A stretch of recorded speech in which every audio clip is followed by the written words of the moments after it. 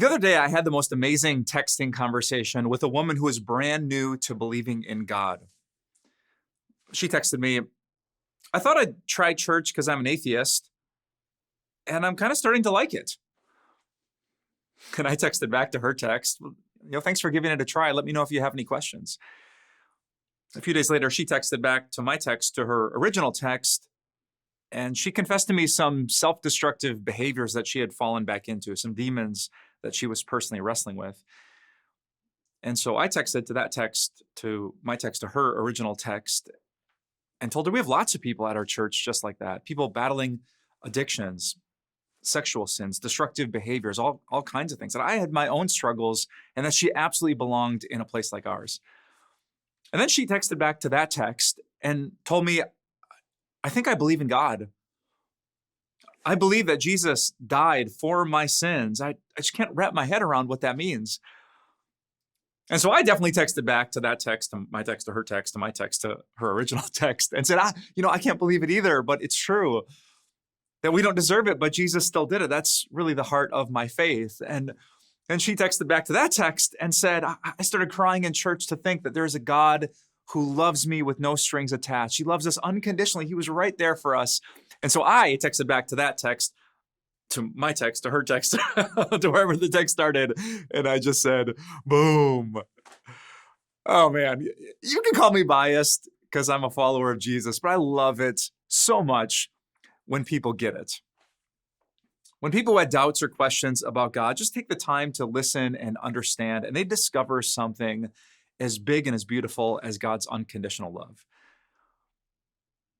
And that makes me wonder about you, about your story.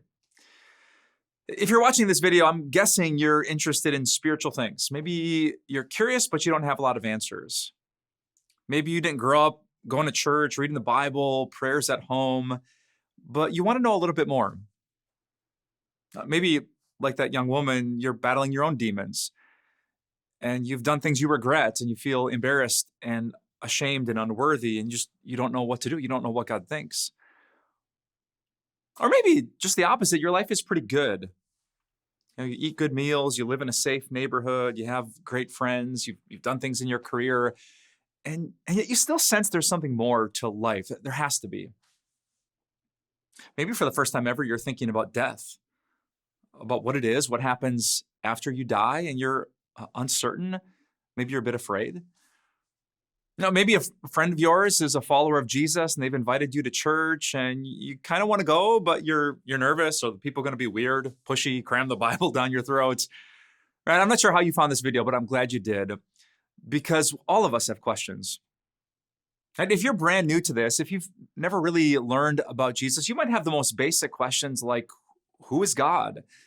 What's he like? And what does he think of you?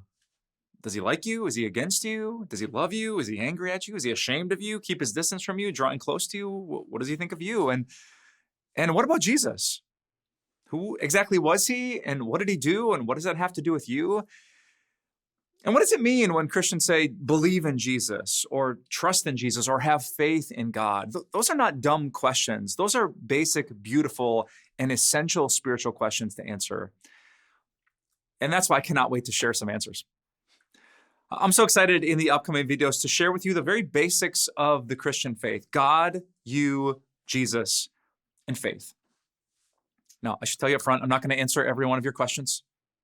I know there's a lot of controversy, a lot of things that happen in spiritual conversations. I can't tackle all of that in a few short videos, but I do want to give you the foundation of what meant so much to this young woman and what means so much to me.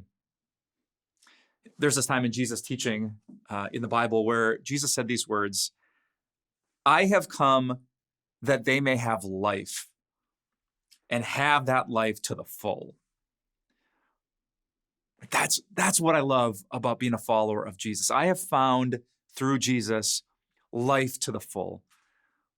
Not a perfect life, not a simple life, not a life where I don't do really dumb things that I regret. I have found a life where there is God and forgiveness and mercy and patience, a life where I am not afraid at all to die. If today is my day, I know where I'm going and I know why I'm going there. I know what to do, what to think when problems and obstacles come my way. I know how to offer people comfort, not because I'm such a great guy, but because I have met the greatest guy in the world, whose name is Jesus.